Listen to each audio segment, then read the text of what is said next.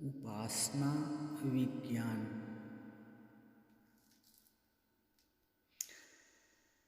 परम भागवत परम संत पंडित मिहिलाल शर्मा जी की वाणी।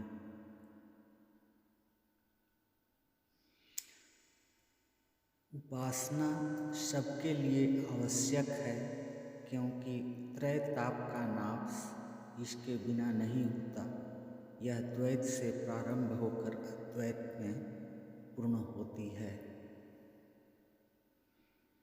मनुष्य चाहे कितना ही ज्ञान प्राप्त कर ले, उपासना में पहुँचे बिना शांति प्राप्त नहीं कर सकता।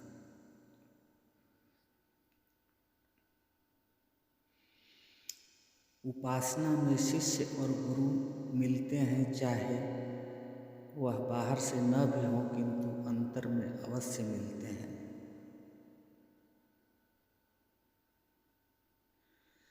जब शिष्य अपने मन को गुरु के मन में डालता है, तो शिष्य का वह मन अथवा चित्त जो अब तक अनेकों विकारों से दूषित था, गुरु के उस महान पवित्र चित्त में मिल पवित्र और शुद्ध होने लगता है।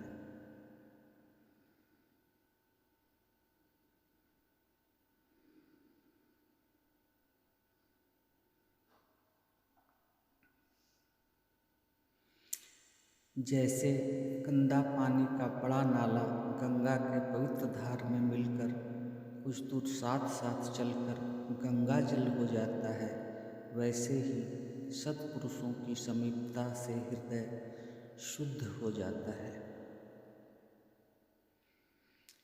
जब जीव अपने अहंकार को त्याग उस महान प्रभु के चरणों में पहुंचता है, तो उसी क्षण वह उस अपार शक्ति में प्रवेश कर जाता है।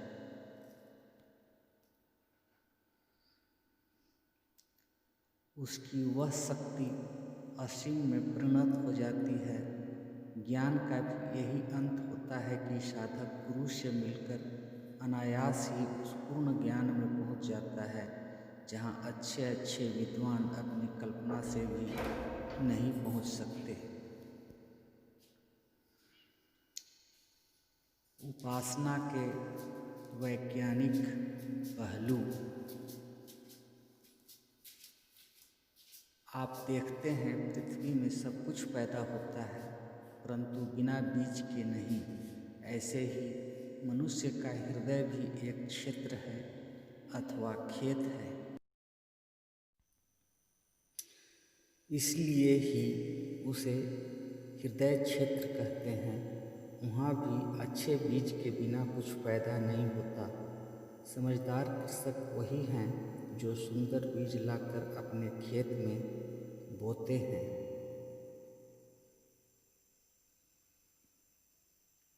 बस इस हृदय क्षेत्र में भी सुंदर विचारों की खेती करो, माला माल हो जाओगे। जैसे वह बढ़िया और अधिक पैदावार देने वाला बीज किसी वैज्ञानिक पुरुष से मिले थे, ऐसे ही यह सुंदर और महान विचार किसी संत से मिलेंगे, और फिर उससे स्वयं को तो अपार लाभ होगा ही, साथ ही अनेक दुखी और निर्धन लोगों का कल्याण हो जाएगा। देश में कोई भूखा नंगा न रहेगा। कैसी बढ़िया खेती है। धरती आपके पास है, ईश्वर खाद पानी देता है। बस बीज किसी सत्पुरुष से ले लो तो काम बन जाए।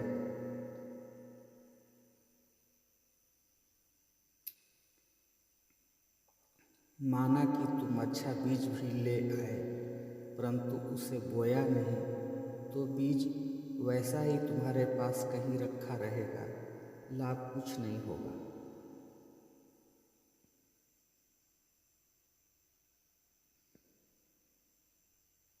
यह बीज बोना ही तो उपासना है।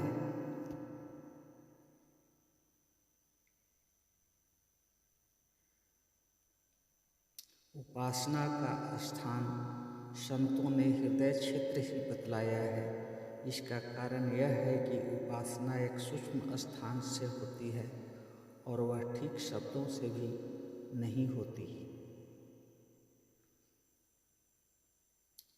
उसकी तो अलग ही वाणी है जो हृदय ही से उत्पन्न होती है। इसलिए जब तक प्रार्थना में हृदय सम्मिलित नहीं होता तब तक वह अधूरी ही नहीं वरन निर्जीव होती है।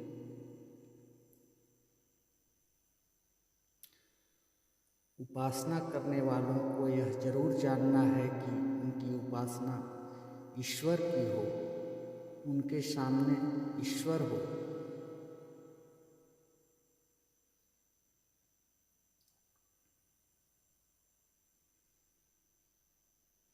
इसीलिए तो कहा गया है कि गुरु ईश्वर है। कहीं तुम गुरु को कुछ और, ईश्वर को कुछ और समझने लगे तो पूरा लाभ होना कठिन ही है।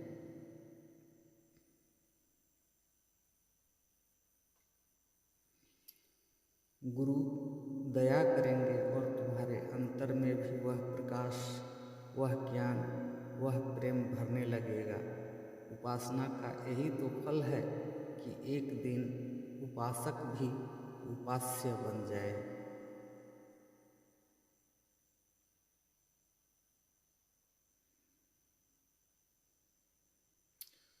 मनुष्य जब प्रेम में ईश्वर को अपने सामने समझकर जो भी सुंदर शब्द कहता है, वह चाहे गा कर कहे, मंत्र द्वारा कहे वा अपनी भाषा में कहे, उन्हें साम वेद ही के मंत्र समझो।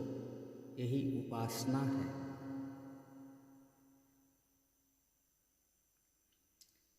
उपासना का प्रथम आधार गुरु है। सभी देवताओं से गुरु को बड़ा माना गया है। संसार की हर भाषा ने प्रथम गुरु की वंदना की है।